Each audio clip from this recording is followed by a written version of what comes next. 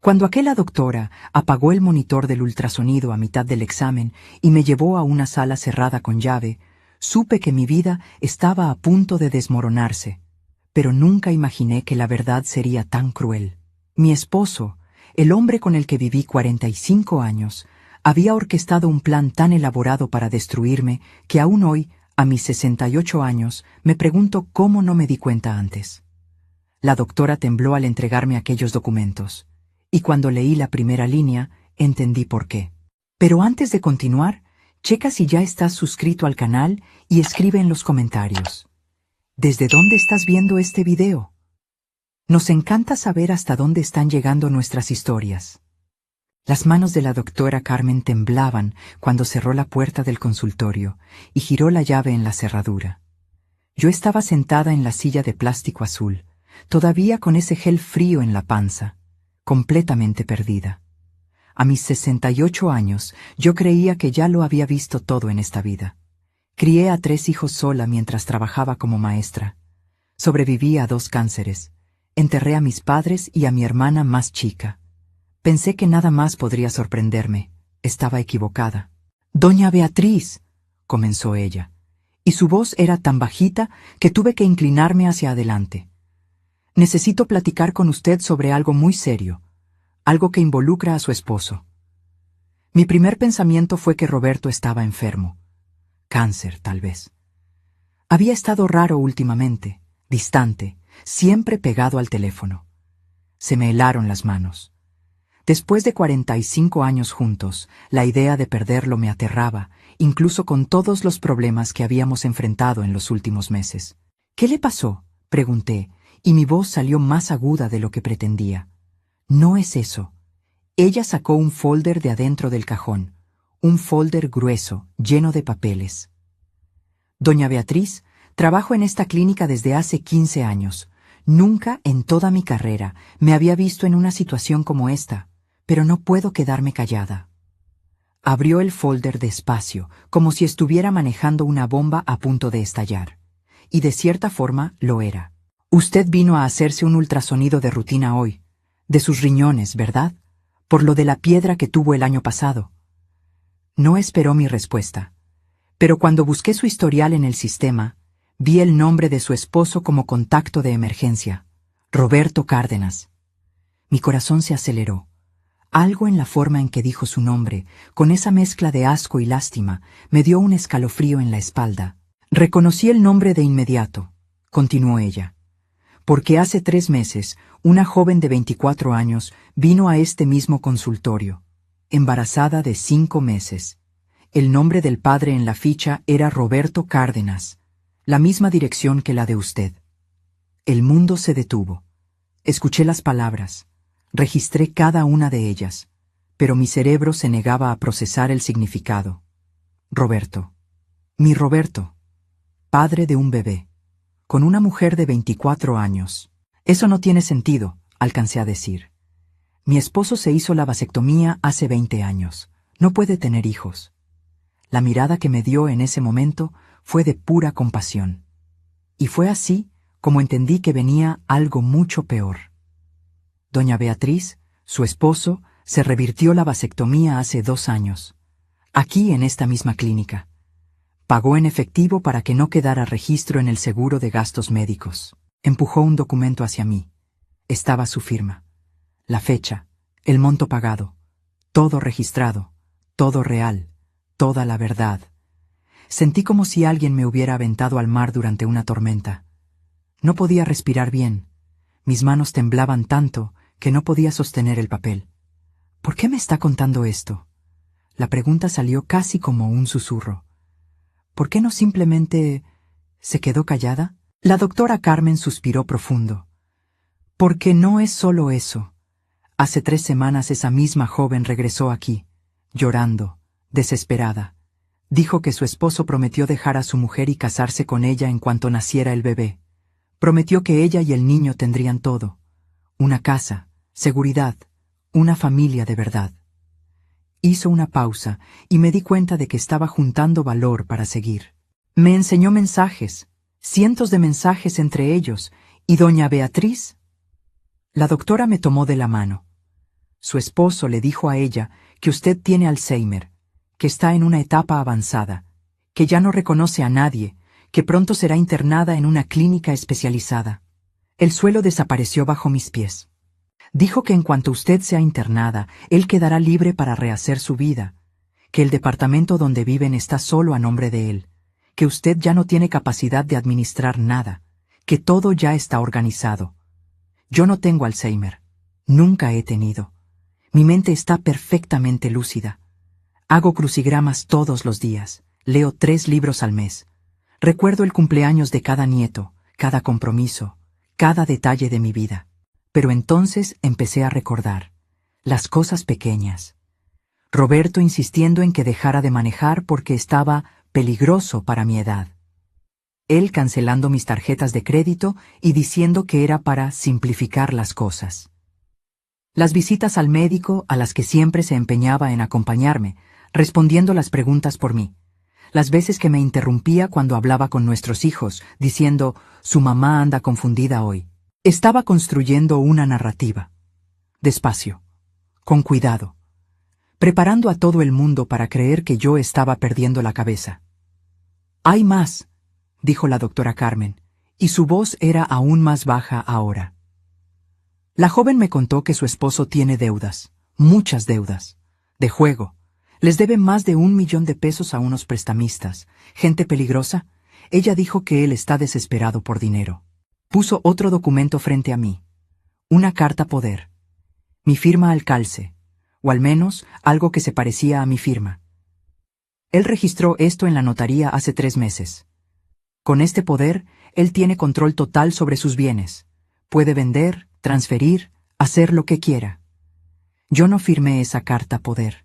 Jamás vi ese documento en mi vida. Es falso, dije, y mi voz salió firme por primera vez desde que entré a esa sala. Yo nunca firmé eso. Lo sé, la letra no es idéntica a la suya, pero está registrado oficialmente y combinado con el diagnóstico de Alzheimer que está sembrando.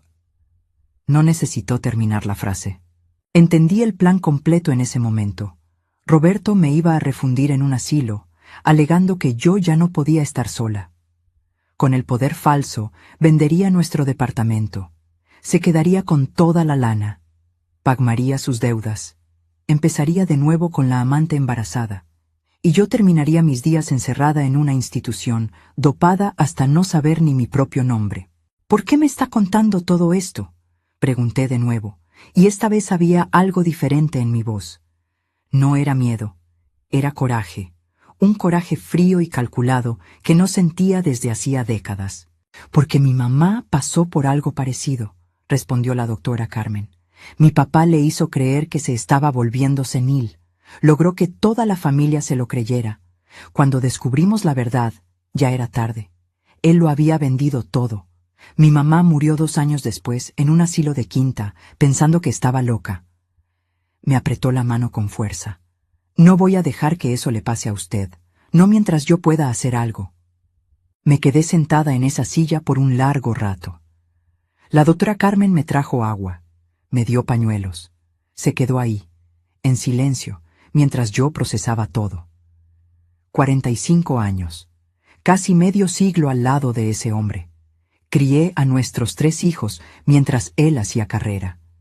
Renuncié a mi propia profesión para ser la esposa perfecta, la madre dedicada, la ama de casa impecable. Cuando perdió el trabajo a los 50 años, fui yo quien sacó adelante a la familia dando clases particulares. Cuando quiso abrir un negocio propio, usé la herencia de mi madre para financiar su sueño. Y ahora planeaba encerrarme en un manicomio para quedarse con una chavala lo suficientemente joven para ser nuestra nieta. Cuando salí de ese consultorio, el sol todavía brillaba como si nada hubiera cambiado. La gente caminaba por la calle, riendo, hablando por celular, comprando bolillos en la panadería. La vida seguía normal para todos, menos para mí. Me subí al coche, ese que Roberto tanto insistía en que ya no debía manejar, y me quedé ahí sentada, con las manos en el volante, mirando a la nada. La doctora Carmen me había dado copias de todo, los documentos sobre la reversión de la vasectomía, las fichas de la amante, impresiones de los mensajes que la muchacha le había enseñado. El poder falso. Todo en un sobre amarillo que ahora estaba en el asiento del copiloto, tan pesado como una sentencia de muerte. Necesité 20 minutos para poder arrancar el coche. Mis manos temblaban tanto que fallé 3 veces al meter la llave. No era miedo por lo que descubrí, era la rabia. Una rabia tan profunda y antigua que parecía venir de algún lugar primitivo dentro de mí, un lugar que no sabía que existía. Manejé a casa en piloto automático. Nuestro departamento está en un edificio viejo, pero bien cuidado en la colonia Centro. Lo compramos cuando los niños todavía estaban chiquitos.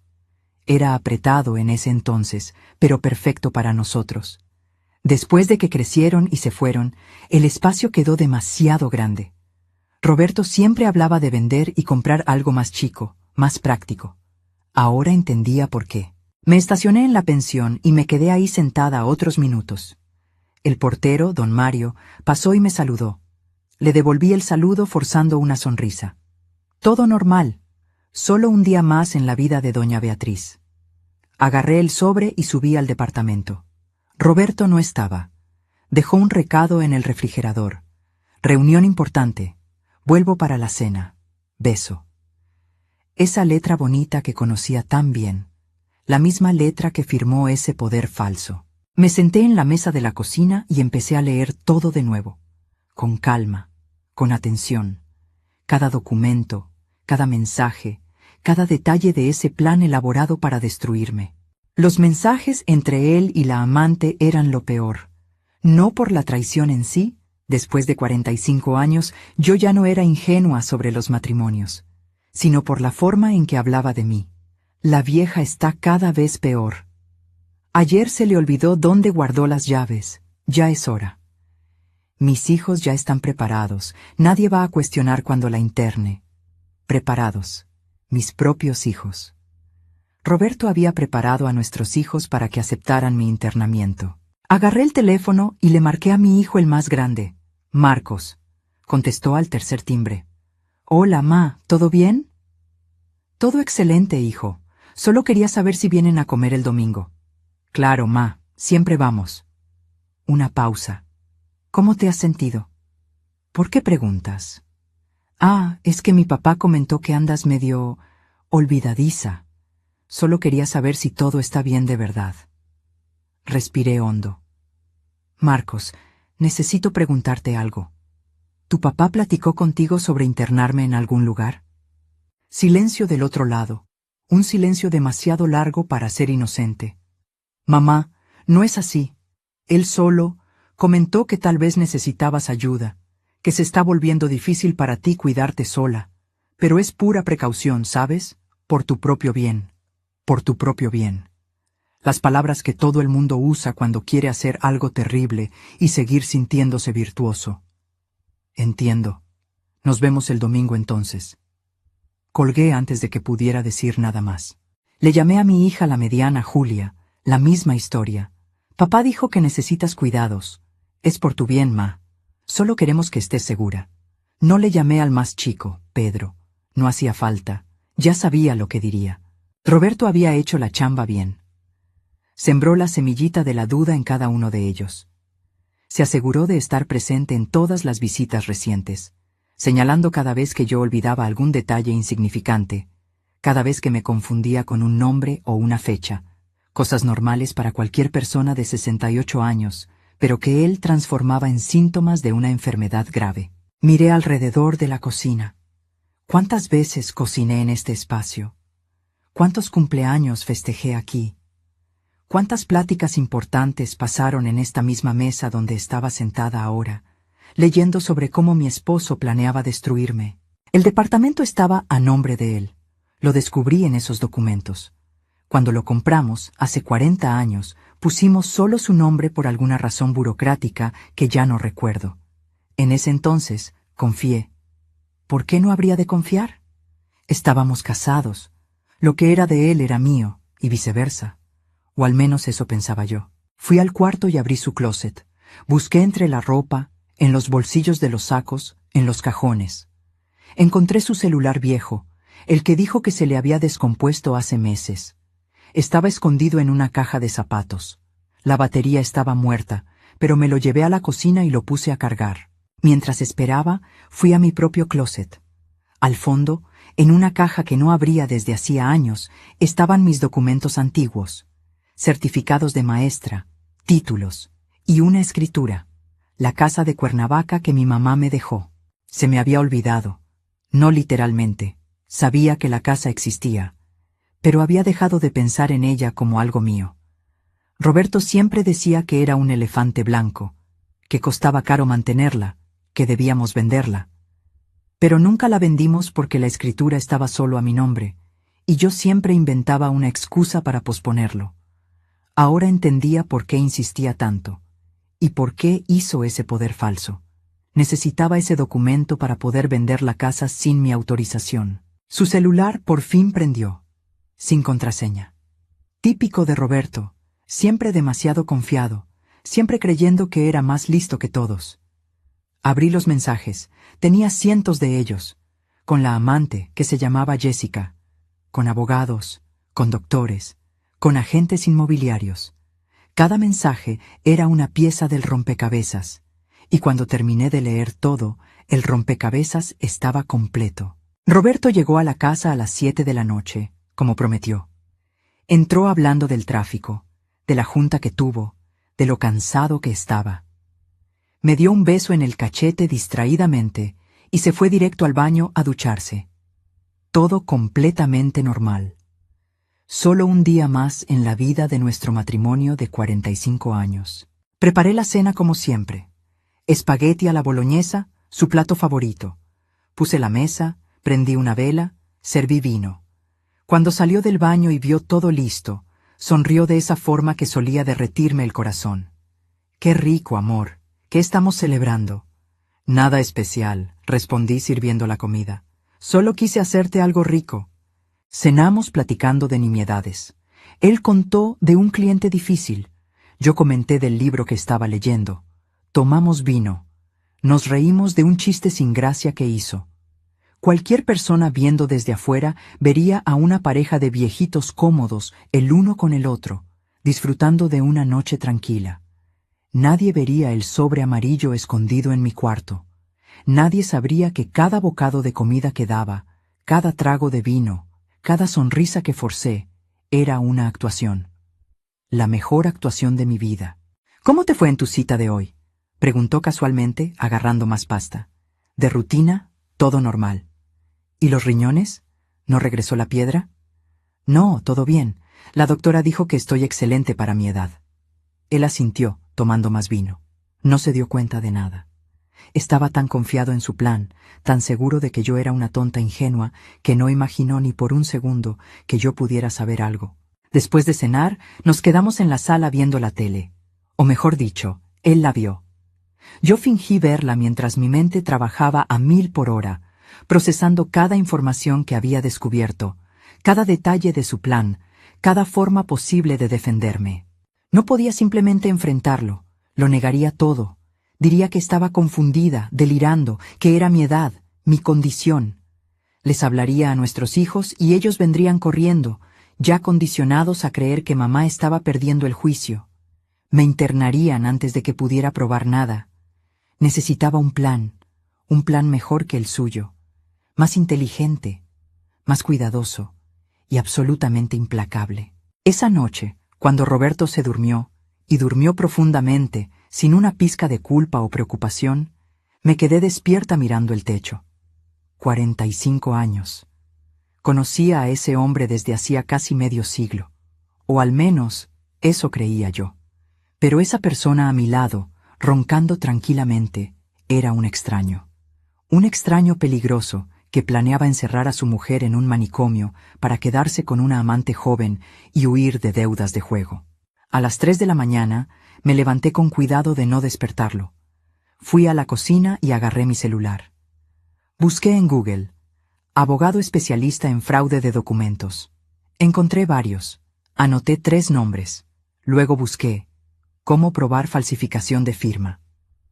Leí artículos técnicos sobre peritaje grafoscópico, sobre cómo comprobar fraude en poderes notariales, sobre los recursos legales disponibles. Investigué sobre juegos de azar y deudas ilegales, sobre cómo esas deudas no son jurídicamente cobrables, pero cómo los cobradores encuentran otras formas de recibir lo que se les debe. Investigué sobre reversión de vasectomía, sobre la tasa de éxito, sobre cuánto costaba, sobre cómo era imposible hacerse una sin dejar rastro en el historial médico. Y finalmente, investigué sobre diagnósticos falsos de Alzheimer, sobre cómo doctores sin ética a veces colaboran con familiares para internar a ancianos contra su voluntad, sobre las señales de alerta, sobre cómo defenderse.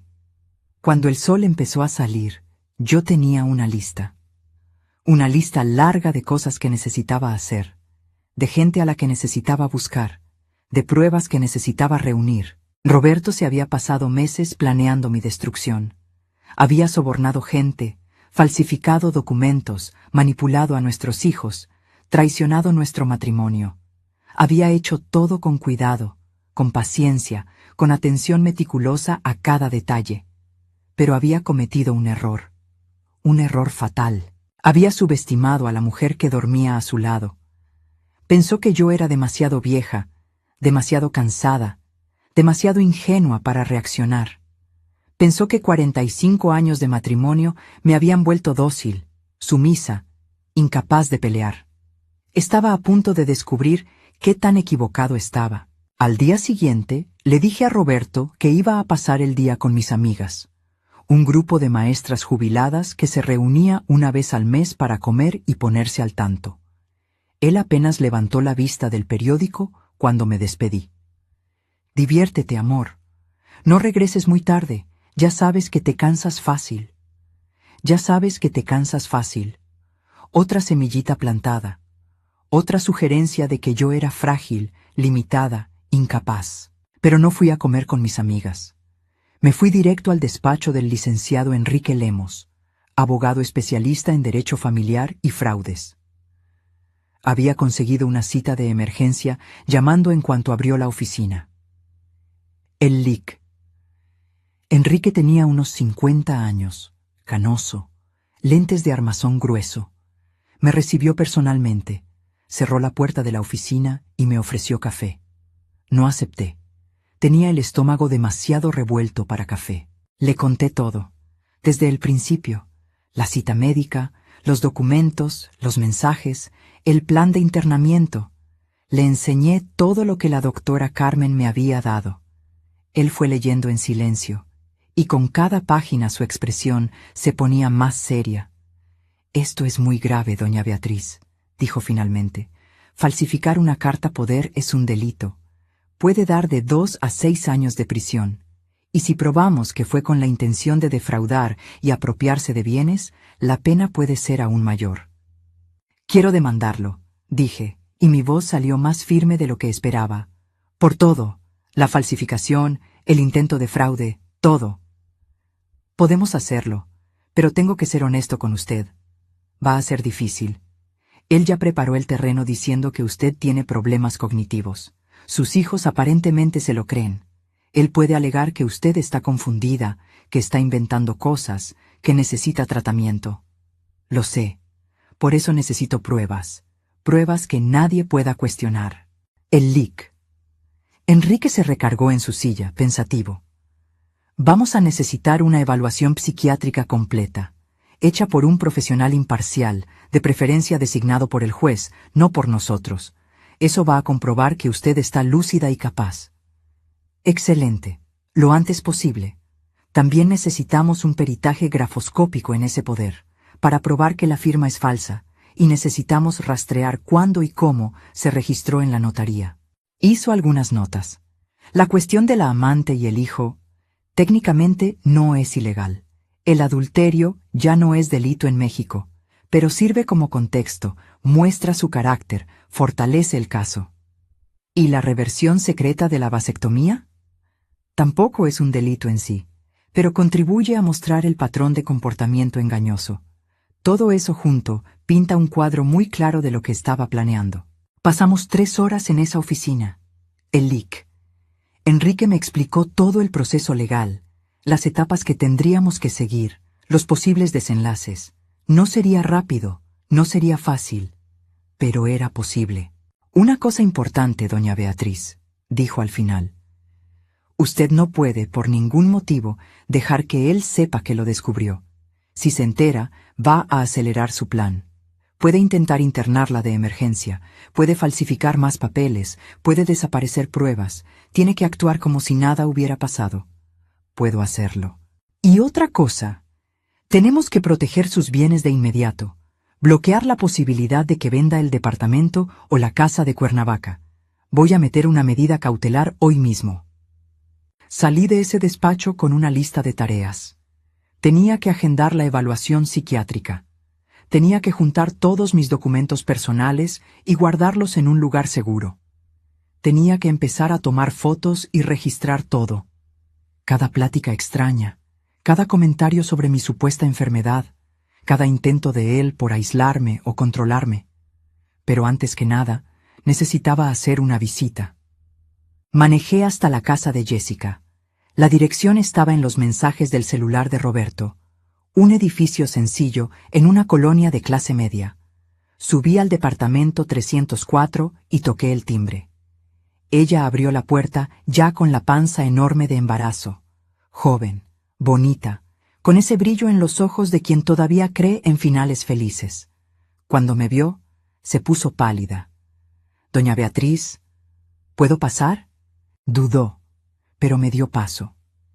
El departamento era chico, desordenado, con ropa de bebé regada por el sillón, fotos de ella y de Roberto en la repisa, una vida que ella estaba construyendo, basada en mentiras que él le contó. Me senté en el sillón sin que me invitaran. Ella se quedó de pie, nerviosa, con una mano en la panza. Él dijo que usted tiene Alzheimer, comenzó ella, y su voz era casi desafiante. Que ya no sabe nada, que... Sé lo que dijo. Mi voz salió calmada, fría. Mintió. No tengo Alzheimer. Nunca he tenido. Mi mente está perfectamente sana. Y vine aquí a decirte que te engañaron tanto como a mí. Puse un folder en la mesita de centro. Copias de todo. Sus deudas de juego. Los procesos que estaban a punto de caerle encima. El poder falsificado. El plan completo. Él te prometió que se iba a salir de la casa en cuanto yo fuera internada, ¿verdad? No respondió, pero vi en sus ojos que era cierto. Te prometió una vida juntos, una familia, seguridad para ti y para ese bebé. Una lágrima le rodó por la cara. Debe 1 millón de pesos, Jessica, a gente que no acepta deudas sin pagar, y su plan era usar mi dinero para pagar esas deudas. Después iba a desaparecer. Dejarte a ti y a ese bebé atrás también, tal como está intentando dejarme a mí. Está mintiendo, susurró ella, pero sin convicción. Lee los documentos, todo está ahí. Él no te ama, no ama a nadie más que a sí mismo. Dejé a Jessica con ese folder y salí sin mirar atrás. No sentía lástima por ella, no sentía coraje, no sentía nada más que una determinación fría y calculada. Ella había elegido meterse con un hombre casado, había creído en sus mentiras. Ahora estaba descubriendo el precio de esa elección, pero yo tenía problemas más urgentes que resolver. Fui directo al banco donde tenía mi cuenta personal, la que usaba para mis gastos chicos. El gerente, el señor Antonio, me conocía desde hace años. Le expliqué que necesitaba consultar todos los movimientos recientes y verificar si alguien más aparte de mí había intentado entrar a la cuenta. Hace 3 semanas, dijo él, revisando el sistema, un hombre vino aquí con una carta poder a su nombre. Dijo que usted estaba enferma y necesitaba hacer unos ajustes en la cuenta.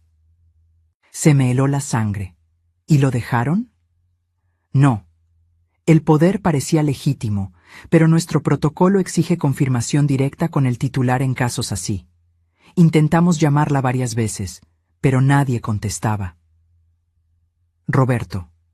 Seguramente interceptó las llamadas, borró los mensajes de voz, todo para que yo no supiera que el banco estaba intentando contactarme. ¿Y qué quería hacer este hombre exactamente? El señor Antonio se vio incómodo. Quería transferir todo el saldo a otra cuenta. Dijo que era para facilitar el control, ya que usted ya no estaba en condiciones de administrar el dinero sola. Respiré hondo. Señor Antonio, quiero cancelar cualquier poder a mi nombre. Quiero poner una contraseña adicional a mi cuenta. Y quiero que, si cualquier persona aparte de mí intenta hacer cualquier movimiento, la operación sea bloqueada de inmediato y me contacten a mí. Ya le iba a sugerir eso, doña Beatriz. También creo prudente que considere cambiar de cuenta, tener un gerente diferente, crear una capa extra de seguridad. Hicimos todo. Nueva cuenta, nueva contraseña, nueva tarjeta, nuevos protocolos de seguridad. Y transferí todo el dinero que tenía a esa nueva cuenta, incluyendo los ahorros que mi mamá me había dejado y que estaban invertidos. No era una fortuna, unos 500,000 pesos en total, pero era mío, mi sudor, mi herencia, mi seguridad. Y Roberto no iba a ponerle las manos encima a ese dinero. Cuando salí del banco, eran las 4 de la tarde. Roberto iba a extrañarse si llegaba muy tarde. Así que manejé al centro comercial, compré algunas cosas sin importancia, guardé las bolsas para que se viera que de verdad había salido con las amigas. En la casa, encontré a Roberto en el sillón viendo el fútbol. Entré con las bolsas, comenté de la comida ficticia con las amigas, le enseñé las tonterías que había comprado. Apenas me puso atención. Estaba tenso, checando el celular constantemente. ¿Todo bien?, pregunté sentándome a su lado. Puro trabajo, nada importante. Pero yo sabía qué era. El banco le había avisado que el intento de entrar a mi cuenta fue negado. Estaba preocupado, intentando entender qué había salido mal en su plan. Cenamos en silencio. Después, mientras él regresaba a la sala, fui al cuarto y le llamé a mi hija Julia. «Mamá, ¿todo bien?» «Hola, hija. Solo quería platicar un poco. Hace mucho que no tenemos una charla solo nosotras dos». Oí la sorpresa en su voz. «Claro, ma, dime». «Julia, ¿tu papá te comentó que estoy con problemas de memoria?» Silencio. Luego, él mencionó que se te han olvidado algunas cosas, que está preocupado. ¿Y tú te has dado cuenta de eso? Cuando estamos juntas, cuando platicamos, ¿crees que estoy confundida? Otra pausa. No, ma. Para ser honesta, no. Te ves normal, lúcida, como siempre has sido. Entonces, ¿por qué le creíste a tu papá? Porque es mi papá. ¿Por qué mentirías sobre eso? Esa es una excelente pregunta, Julia. Una pregunta que tú deberías hacerle a él. Colgué antes de que pudiera responder. Sembré la semillita de la duda. No podía contarle todo todavía. Mis hijos eran adultos, pero Roberto tenía 45 años de influencia sobre ellos. Necesitaba que empezaran a cuestionar, a observar, a darse cuenta de las cosas por sí mismos. En los días siguientes seguí con mi rutina normal. Me despertaba, preparaba café, platicaba con Roberto, fingía que todo estaba bien. Pero cada minuto libre que tenía, trabajaba en mi contraataque. El LIC. Enrique metió la medida cautelar. Un juez analizó los documentos preliminares y aceptó bloquear preventivamente cualquier venta o transferencia del departamento y de la casa de Cuernavaca hasta que el caso fuera investigado. Roberto no lo sabía aún. Esas cosas tardan en notificarse oficialmente. Hice la evaluación psiquiátrica. 3 horas de pruebas, preguntas, análisis. La psiquiatra, la doctora Margarita, era rigurosa e imparcial. Al final, firmó un dictamen certificando que yo estaba en plenas condiciones mentales, sin ningún signo de demencia, Alzheimer o cualquier otra condición que pudiera afectar mi capacidad de decisión. El peritaje grafoscópico confirmó lo que ya sabíamos. La firma en la carta poder era falsa. Tenía parecidos con mi letra, pero era claramente una imitación. Un perito podría declarar eso en el juicio, y entonces vino la parte más difícil: hablar con mis hijos. De verdad esta vez. Agendé una comida con los 3, Marcos, Julia y Pedro, sin avisarle a Roberto. Le dije que iba al doctor, pero en realidad me fui a un restaurante al otro lado de la ciudad, donde sabía que ningún conocido me vería. Llegaron curiosos, preocupados. Todavía pensaban que los estaba citando para hablar de mi salud, para pedir ayuda con mi condición. Cuando todos estuvieron sentados, empecé. Sus padres se van a divorciar. El silencio que cayó sobre la mesa fue absoluto. Marcos fue el primero en reaccionar. Mamá, ¿qué estás diciendo? Tú y mi papá llevan 45 años juntos. ¿Por qué? Porque su padre planeó encerrarme en un manicomio para quedarse con mi herencia y empezar de nuevo con su amante embarazada. A Julia se le cayó el tenedor. Pedro se puso blanco. Nadie dijo nada por largos segundos. Entonces puse 3 folders en la mesa, uno para cada uno. Todo está aquí, léanlo. Todas las pruebas, todos los documentos, la verdad completa. Marcos abrió su folder lentamente. Empezó a hojear. Vi cómo su cara iba cambiando conforme leía. Incredulidad, impacto, rabia, una mezcla de emociones que cruzaban sus facciones como una tormenta. Esto no puede ser cierto, susurró Julia, pero sus manos temblaban mientras sostenía los papeles. Es cierto, cada palabra, cada documento. Su padre falsificó un poder a mi nombre. Sobornó a empleados de una clínica para fingir que tengo Alzheimer. Se revirtió la vasectomía a escondidas hace 2 años. Tiene una amante de 24 años embarazada de 5 meses. Debe 1 millón de pesos a prestamistas. Y se pasó los últimos meses preparándolos a ustedes para que creyeran que me estaba volviendo loca, para que cuando me internara nadie dijera nada. Pedro empezó a llorar. Mi hijo, el más chico, siempre el más sensible, tenía lágrimas rodando por la cara mientras leía sobre la traición de su padre. ¿Pero por qué? Alcanzó a decir. ¿Por qué haría eso? Dinero, deudas, desesperación, y porque pensó que se saldría con la suya. Mi voz estaba firme. Ensayé este discurso mentalmente por días. Pensó que yo era demasiado vieja, demasiado ingenua, demasiado débil para darme cuenta o para pelear. Marcos cerró el folder con fuerza. Lo voy a matar. No vas a hacer nada, no hace falta. La justicia se va a encargar de esto. Ya metí la demanda. Va a responder penalmente por la falsificación. Va a perder todo.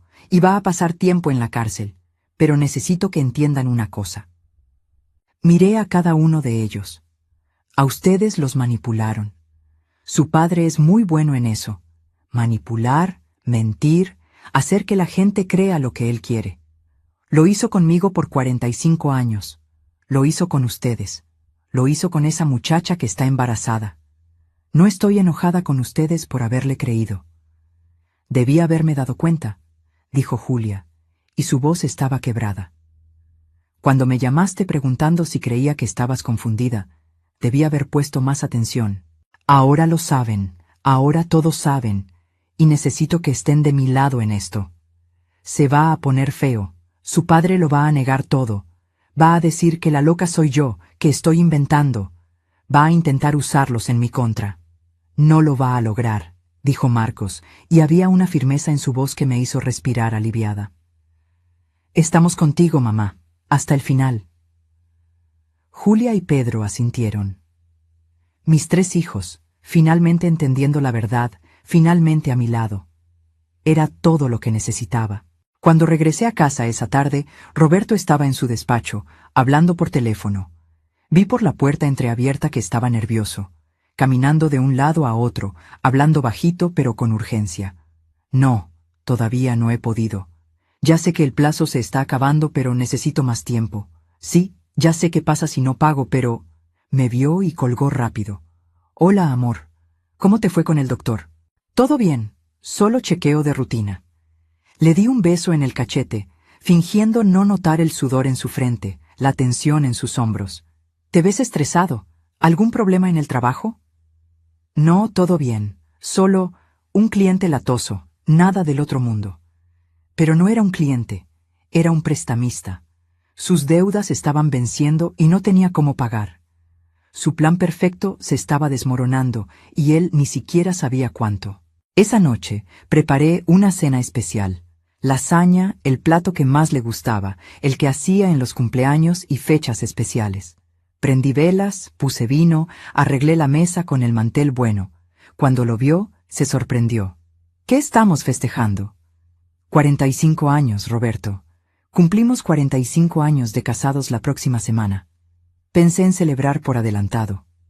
Sonrió, pero la sonrisa no le llegó a los ojos. Nunca le llegaba, me daba cuenta ahora. Mi madre tenía razón desde el primer día. 45 años, repitió él, sirviendo vino. ¿Cuánto tiempo, no? Sí, toda una vida. Levanté mi copa. Un brindis, por nuestro pasado y por nuestro futuro. Chocó su copa con la mía. Por nuestro futuro.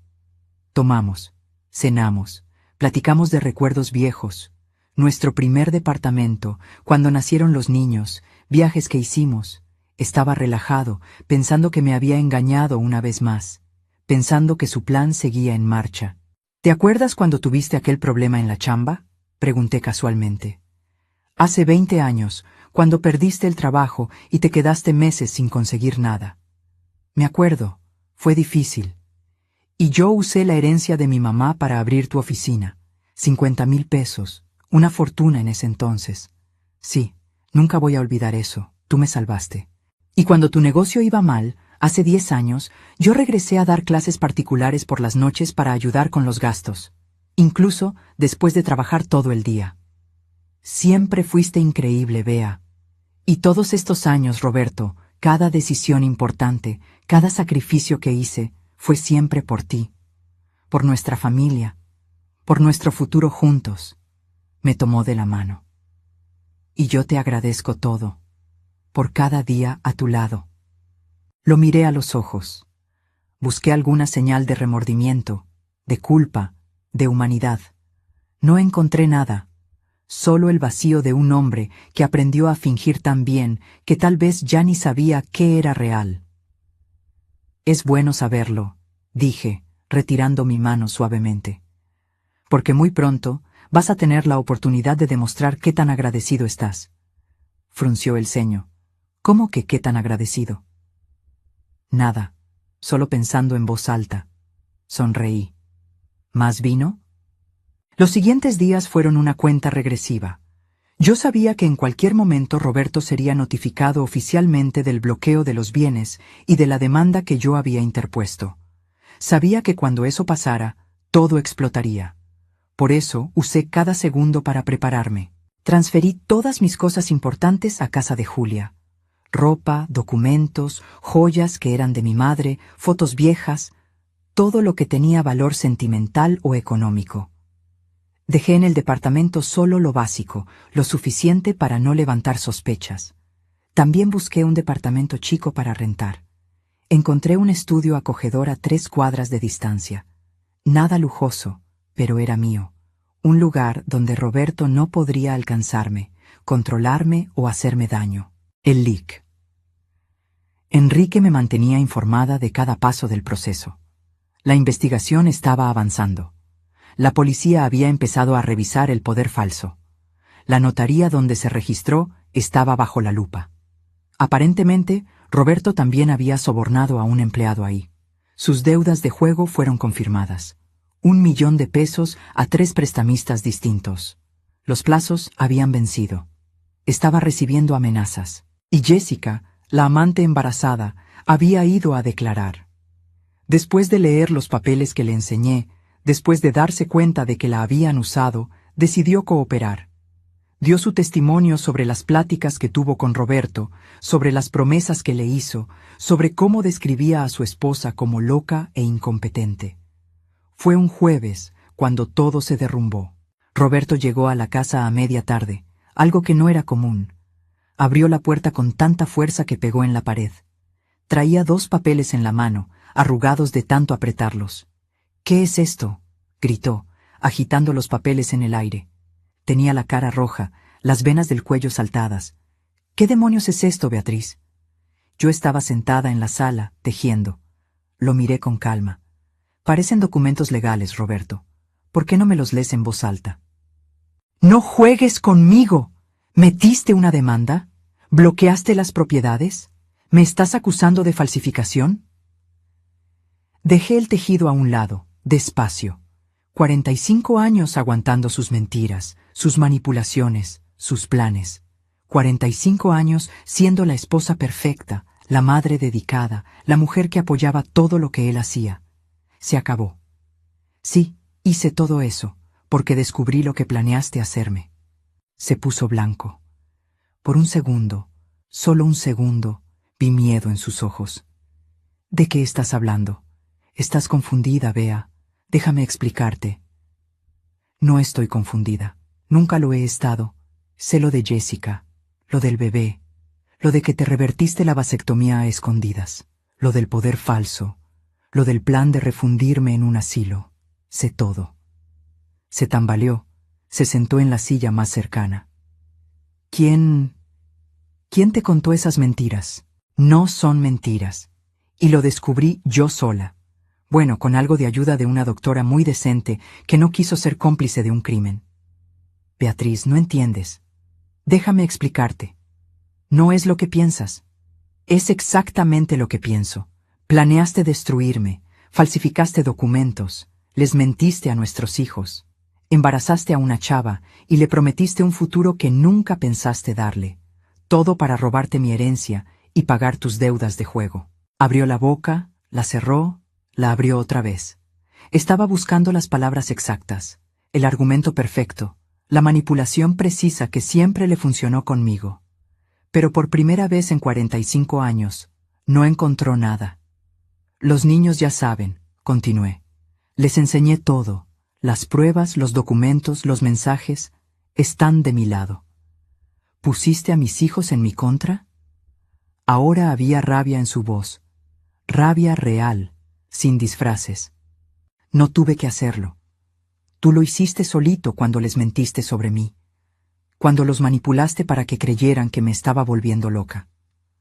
Roberto se levantó, empezó a caminar de un lado a otro.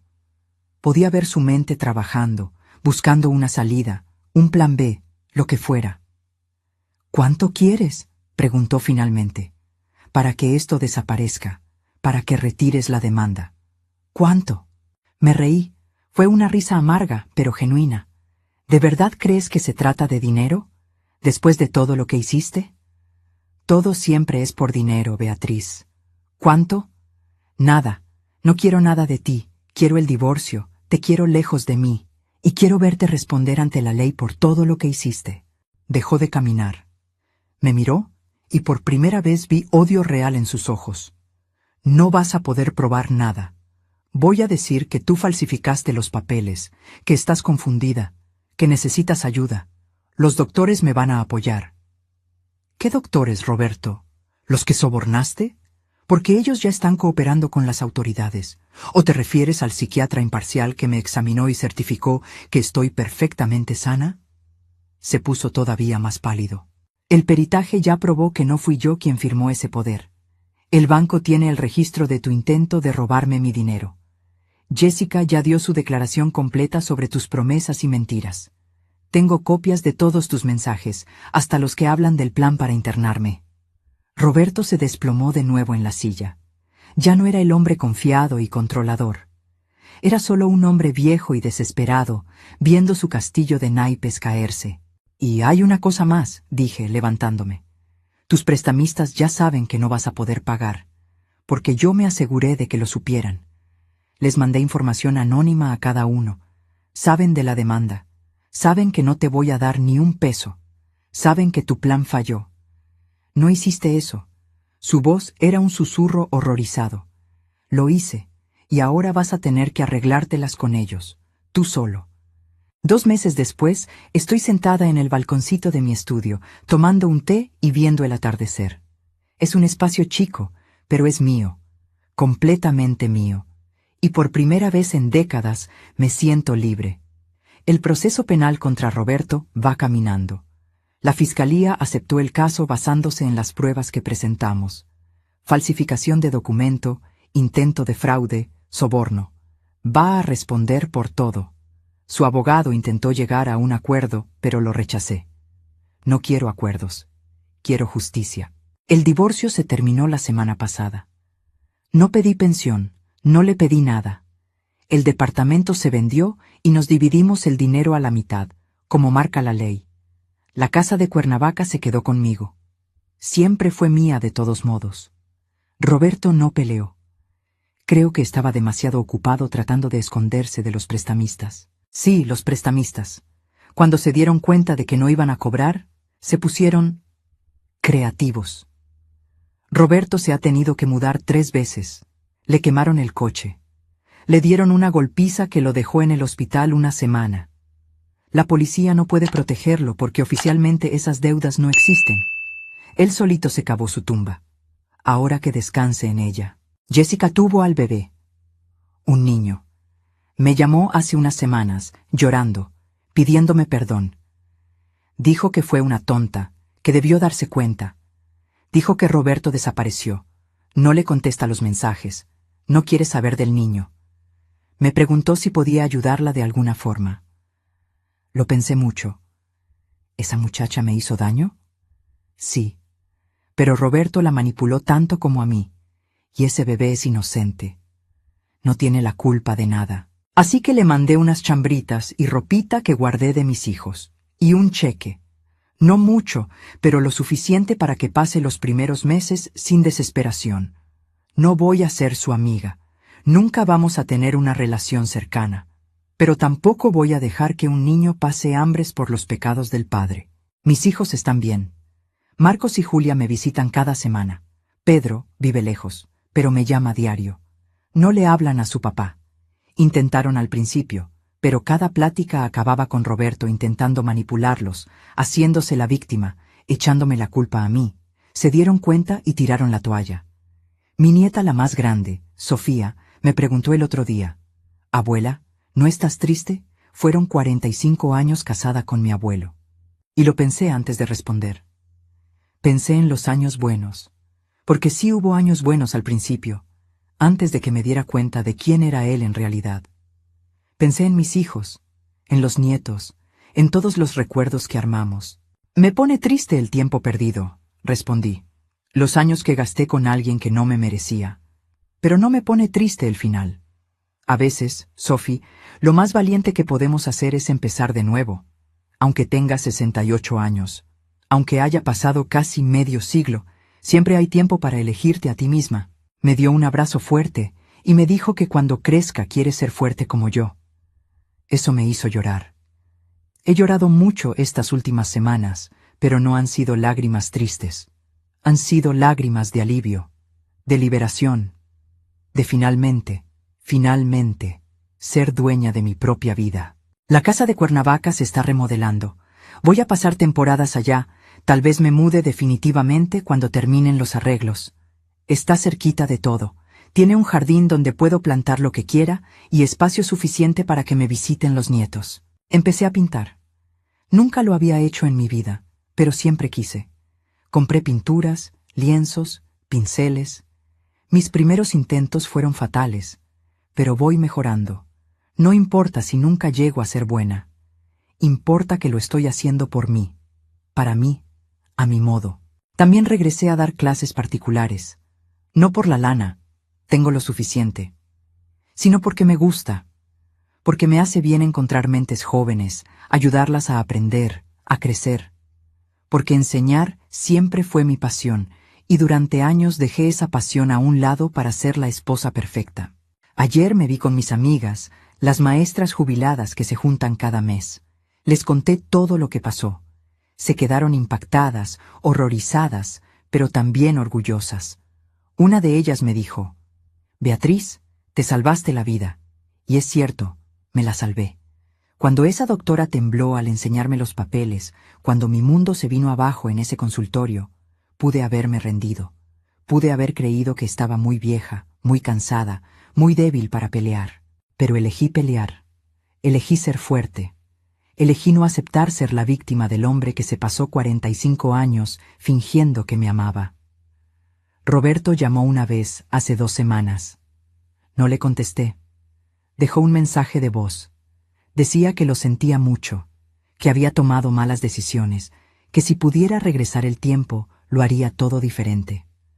Decía que todavía me amaba, que siempre me amó. Borré el mensaje sin terminar de escucharlo. No porque no le crea, aunque no le creo, sino porque ya no importa. Lo que él sienta, lo que él piense, lo que él quiera, nada de eso importa ya. No afecta mi vida, ni mi paz, ni mi futuro. Él es el pasado. Y yo solo miro para adelante ahora. El sol ya casi se mete por completo. Los colores en el cielo están hermosos. Naranja, rosa, morado, todo mezclándose. Me termino mi té, agarro mi libro, prendo la lámpara de la terraza. Más al rato voy a cenar con Julia y los nietos. Mañana tengo clase particular temprano y el fin de semana me voy a Cuernavaca para ver cómo va la obra. Es una vida sencilla, tranquila. Nada que ver con los 45 años agitados que pasé al lado de Roberto. Pero es mi vida. Y es exactamente la vida que elegí para mí. A veces la gente me pregunta si me arrepiento de algo. De haberme quedado tanto tiempo, de no haberme dado cuenta antes, de haber confiado cuando no debía. ¿La verdad? Sí, me arrepiento. Me arrepiento de haber dudado de mi madre cuando intentó avisarme. Me arrepiento de haberme tardado tanto en ver quién era Roberto de verdad. Me arrepiento de cada año, cada mes, cada día que desperdicié con alguien que no me valoraba. Pero no me arrepiento de haber peleado al final. No me arrepiento de haber sido fuerte cuando hizo falta. No me arrepiento de haberme elegido a mí misma, aunque fuera tarde, porque nunca es demasiado tarde. A los 68 años lo descubrí. Nunca es tarde para empezar de nuevo, para tomar nuevas decisiones, para salvarte la vida. Y si hay una lección que aprendí de todo esto, es esta. Nunca subestimes a una mujer, especialmente a una mujer mayor, porque hemos sobrevivido a décadas de desafíos, criamos hijos, hicimos carreras, enfrentamos pérdidas. Somos de acero forjado en fuego. Roberto pensó que yo era frágil, que mi edad me hacía vulnerable. Descubrió, de la peor forma posible para él, qué tan equivocado estaba. Y ahora, mientras el último rayo de sol desaparece en el horizonte, sonrío. Porque mañana va a ser un nuevo día, y por primera vez en 45 años, ese día va a ser completamente mío. Ahora, si te gustó esta historia, dale clic en suscribirte y dime en los comentarios, ¿qué parte te dejó con la boca abierta? Ah, y no olvides hacerte miembro para tener acceso a videos exclusivos que no subo aquí. Te espero allá.